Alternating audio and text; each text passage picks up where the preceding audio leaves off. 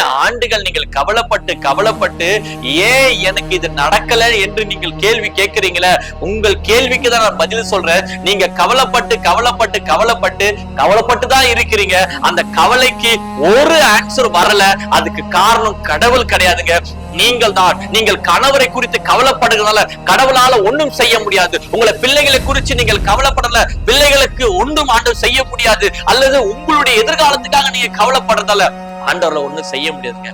இன்னைக்கு அநேக மக்கள் யாராவது என் கவலையை கேட்க மாட்டாங்களா, யாராவது என் பாரத்தை கேட்க மாட்டாங்களா, யாராவது என் கஷ்டத்தை கேட்க மாட்டாங்கன்னு சொல்லி கவலையோடு இருக்கிறாங்க. ஆனா ஆண்டவர் சொல்றாரு, உங்க கவலைய மனிதர் கூட புறக்கணிக்கலாம், ஆனா ஆண்டவர் என்ன சொல்றானா, அவர் உங்களை விசாரிக்கிறானபடியா. கடவுள் உங்களை விசாரிக்கிறவராங்க, உங்க கவலையை விசாரிக்கிற தேவனா இருக்கிறார். அந்த கடவுள் கிட்ட போய் நீ விசாரிச்சீங்கன்னா அவர் சொல்வார், ஓகே கூடு, நான் எடுத்துக்கொள்கிறேன். என்ன கவலையா இருந்தாலும் பாரம் வந்தாலும் என் குடும்பங்களே, நான் அதை எடுத்துக்கொண்டு உனக்கு அதுக்கு பதிலை தர்றேன். இன்னைக்கு உங்க வாழ்க்கையில கூட எல்லாரும் சொல்லி இருக்கலாம், முடிஞ்சிச்சுங்க, உங்க வாழ்க்கையில கவலையே முடிய போகுது, உங்க வாழ்க்கையில கவலையே முடிஞ்சிச்சுன்னு சொல்லலாம். ஆனா ஆண்டவர் பார்த்துல அமர்ந்து பாருங்க, எத்தனை வருஷங்கள் ஆனாலும் அதை மறுபடியும் தேவன் உயிர்ப்பிக்க வல்லமுள்ள தேவனா இருக்கிறார். நீங்கள் விசுவாசிக்கிறீங்களா?